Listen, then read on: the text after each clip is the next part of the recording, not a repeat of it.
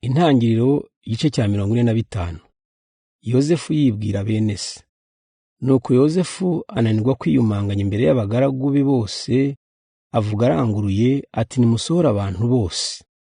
Bamaze gusohoka, asigana na bene se maze arabibwira. Ararira cyane araboroga ku buryo Abanyamisiri bamwumvise, ndetse iyo nkuru igera ibwami. Yozefu abwira bene se ati ndi Yozefu, koko se data aracyariho? Ariko bene se bagira ubwoba cyane, ntibagira icyo bamusubiza. Yozefu arababwira ati nimwigire hino. Bamaze kumwegera arakomeza ati ndi Yozefu mwene so mwagurishije bakanzana mu Misiri. Nimuhumure kandi ntimwirenganyirize ko mwagenje mutyo. Imana niyo yatumye mbabanziriza kuzino kugira ngo izakize abantu inzara. None hashize imyaka 2 inzara iteye, kandi hasigaye indi 5 ntawe uzahinga ngo asarure. Imana yakoze igitangaza ituma mbabanziriza kugira ngo izabakize inzara urubyaro rwanyu rutazazima. Simwe rero mwatumye nzino, ahubwo ni Imana. Niyo yangize umutware mukuru w'umwami wa Misiri, impa kuyobora ingoro ye no gutegeka igihugu cye cyose. Nimwihute musubire kwa data mumumbwirire muti Imana yampaye gutegeka Misiri yose, none tebuka unsange. Uzatura hafi yanjye mu ntara ya Gosheni, wowe n'abana bawe n'abuzukuru bawe n'amashyo yawe n'imikumbi yawe n'ibyo utunze byose. Niho nzaguhera ibigutunga we n'umuryango wawe n'amatungo yawe, utazava usonza kuko hasigaye indi myaka 5 y'inzara. Mwanyiboneye mwese, ndetse nawe mwene mama Benyamini, nta gushidikanya ndi Yozefu. Nimugende rero mutekereze data icyubahiro cyose mfite ino mu Misiri n'ibyo mwabonye byose, kandi muzihutire kumuzana. Yozefu ahobera mwene nyina Benyamini cyane, bombi bararira. Asoma bene se bose arira, hanyuma baraganira.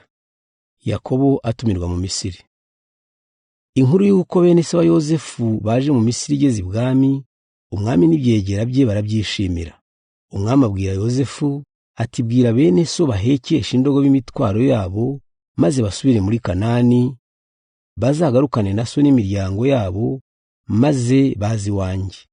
Nzabaha inzuri nziza ino mu Misiri, kandi nzabatungisha ibyiza byo muri iki gihugu.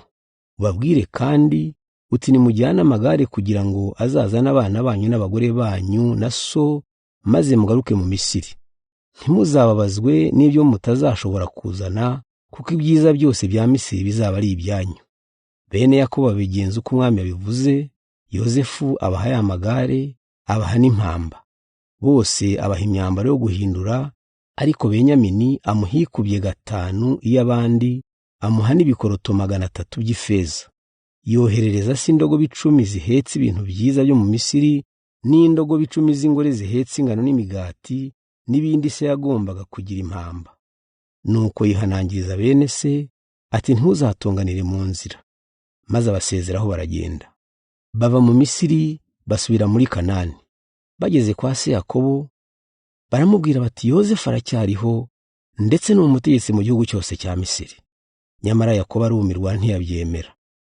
Nuko bamutekereza ibyo Yozefu yababwiye byose, maze Yakobo abonye na ya magare Yozefu yari yohereje ngo bazamuzane, noneho agira akanyabugabo. Nuko aravuga ati mbega igitangaza, koko umwana wanjye Yozefu aracyariho? Reka nzajye kumureba ntarapfa.